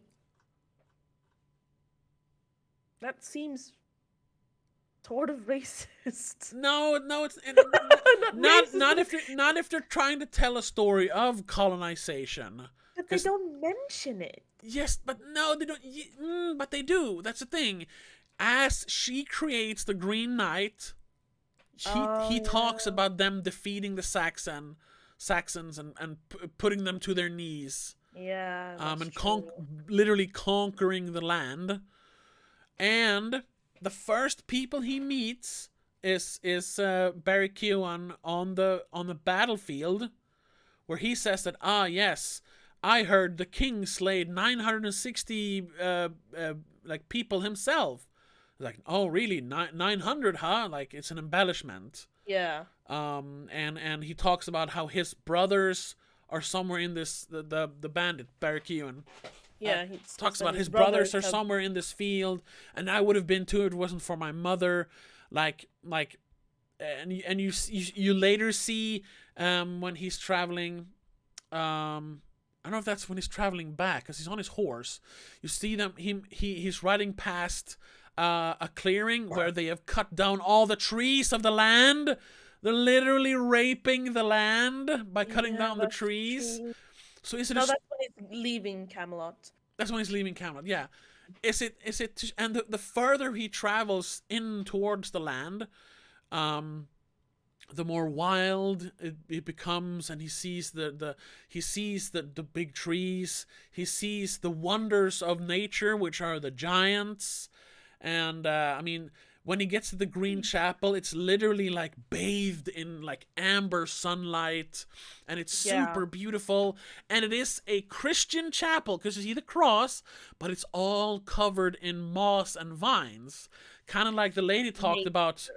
Yeah, she mentions like, oh, after all your honor and bravery and killing, it'll all be covered in green because it all green Yeah, the always whole green always is always like it's sustained yeah, while your red and blue nature will disappears always with come back. exactly. Yeah. So is it then he's trying to cram in a story about like is it like not anti-colonialism because colonialism is basically over. I mean, technically it isn't, but I know what you, yeah. is it the typical like we need to? It's a typical. It's like the white guilt thing. Like we are the dirty oppressors of this world, and we need to. This is a comment on that.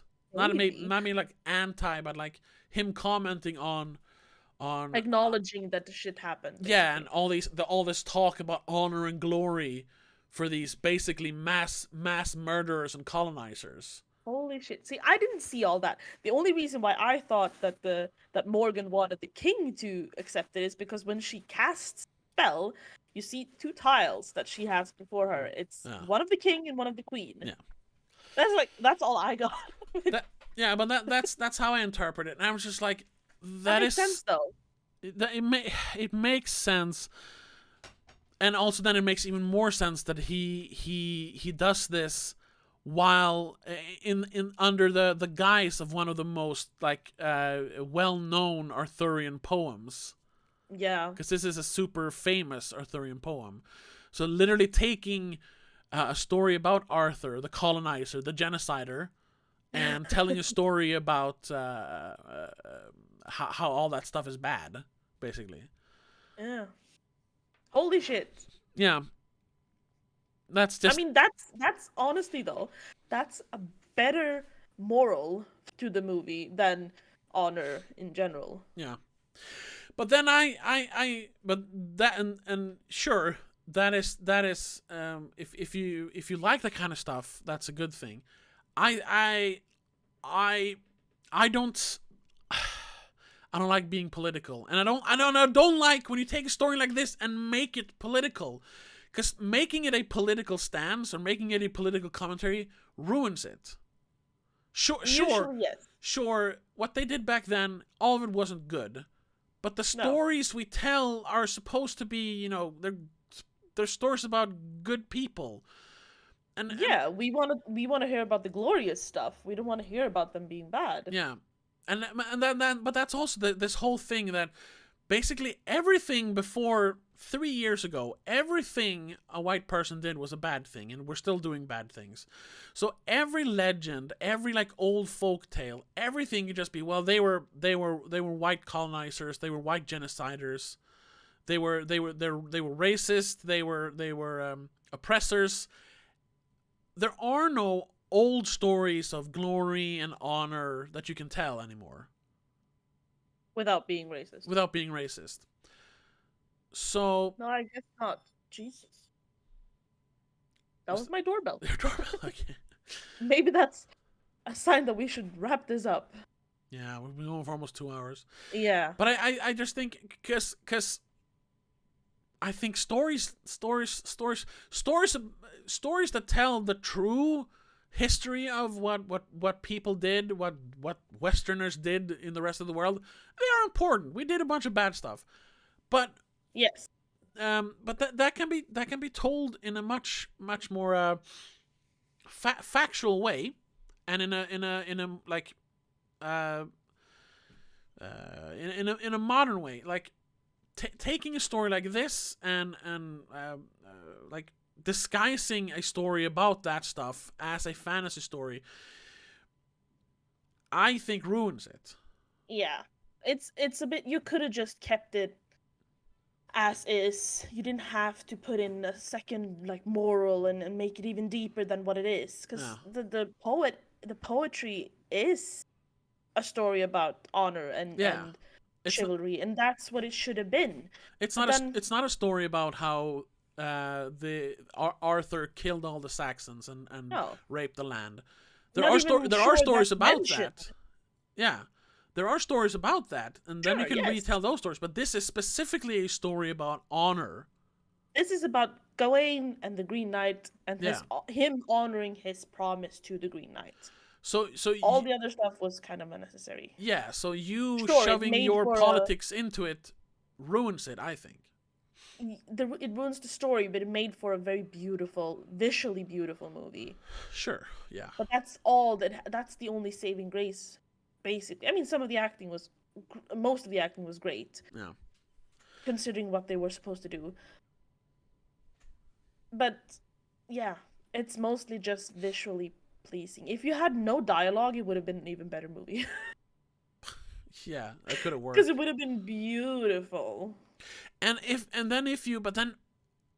you really want to tell a story about that kind of stuff, make it. First of all, make that the main thing, because now the Yes. main thing, when the movie ends, it is just about him. Obviously, did not even pick up on that thing. Yeah, yeah. And in the end, it is just about his honor and him being a coward or not, Yeah. because it ends with him accepting his fate, and the Green Knight just saying, "Off with your head," Yeah. and sparing him. Yeah. So what was in the end? What was the moral of the story then?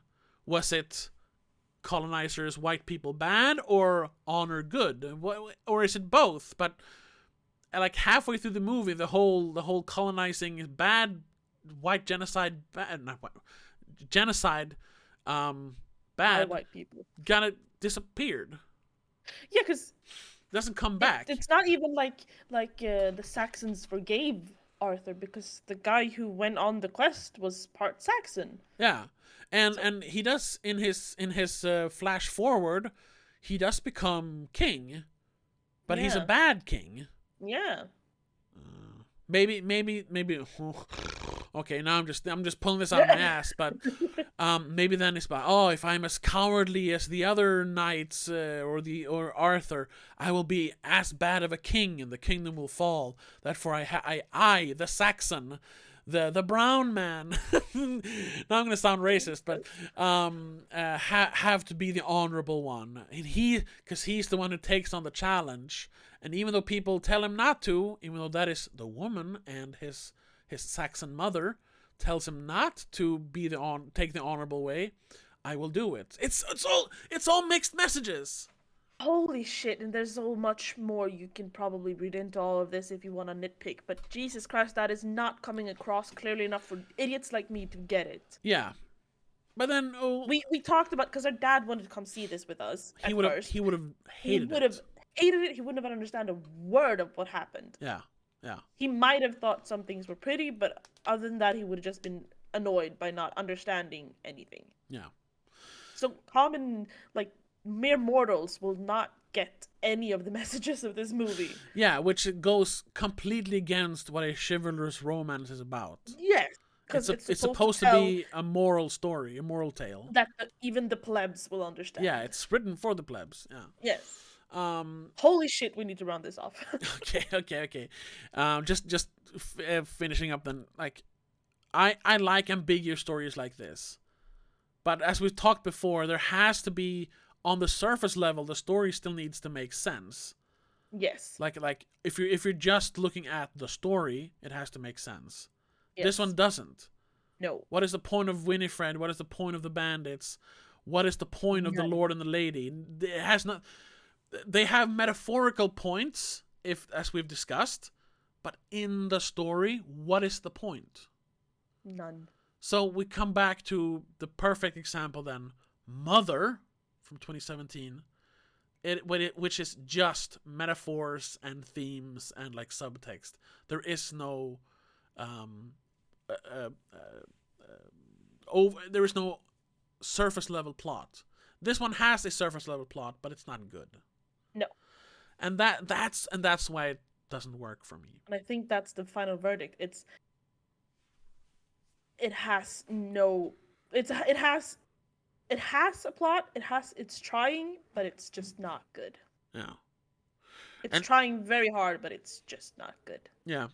And also even after we figured this out, if this was our interpretation or my interpretation, now that you know this, the whole thing with colonizing and genocide and all that, Yeah, does that make the movie better for you? not really. Yeah. So ultimately, the movie then failed. Because I shouldn't have to have a 2 hour long discussion to No, get it. exactly. That should, like, you should sit like 20 minutes after the movie, like, oh, so, oh, Yeah. oh. Yeah, no, But this movie, nothing came yeah, to mind. yeah. That's why I had a problem with a movie that came out last year called I'm Thinking of Ending Things. It was a good movie, but I had to watch like an hour-long video afterwards that explained like exactly what it was about, or at Fully least like or at grasped least it. his interpretation. I was like, oh, that makes so much sense. Yeah. But I was like, but I couldn't enjoy that while watching the movie. Yeah. So it was too cryptic, No. too pretentious. Yep. This one is verdict. Too pretentious. Too pretentious, unfortunately. I was really hoping this was going to be one of my favorite movies of the year, but as it is now, nah. It's still Nah. it's a good movie, but I'm not going to watch it again. I No. might for To analyze it even more. it, but I'm not going to like, oh, I really want to watch this again. It's so beautiful. No. No, it's not just pure entertainment. You can't watch it just to be entertained. You will No. watch it to analyze it. Exactly. That's the only reason. So yeah, that's the Green Knight. And if anyone want to say that, oh, you just don't get it, we have been discussing it for almost 2 hours now. If there's still something we don't understand, please tell us. Please. I'm actually gonna clip my whole story, my whole idea about Arthur being a genocider and colonizer. I'm gonna clip that and make it his own video just to see what people say, instead of making a video about it. Yeah. However, for next week, you had an idea to talk about a new movie, right? I wanted to talk about Infinite. Infinite, yes, the movie with Mark Wahlberg. Yeah, and a few other celebrities, to be honest, that kind of went under the radar. Yeah. And I want to know why. Yeah. So we probably will check that one out. It won't be as cryptic. It won't take us 2 hours to figure it out, probably. Hopefully. But also, we will continue our Green Knight, or at least our David Lowery discussion, in the next on Patreon. Every Monday we record a Patreon exclusive episode. So we're gonna watch a ghost story, and we probably will continue discussing the Green Knight as well. Elements will obviously cross over. Yes. So that's kind of the thing. That's kind of the thing, yeah. With the Patreon episodes, they're supposed to be companion episodes. Yeah. So if you want to hear that, please check us out on patreon.com/don'tmakeascene. And for just $3 a month, you will get weekly companion Patreon exclusive episodes, as well as commentary tracks, exclusive videos, and a bunch of other things. A bunch of other stuff. So please support us over there. Check out our socials. Links are everywhere, basically. Links are everywhere. So for the Spotify and Apple, and for news and updates, it's Instagram and Twitter mostly. Yeah, mostly Instagram though. I gotta say, you're very good at Instagram. I'm not that good at Twitter, but so please check us out there as well. Yeah. And we'll see you hopefully on Monday, but I'm guessing at least Thursday for Infinite. But until then, have a good one. Bye. Bye.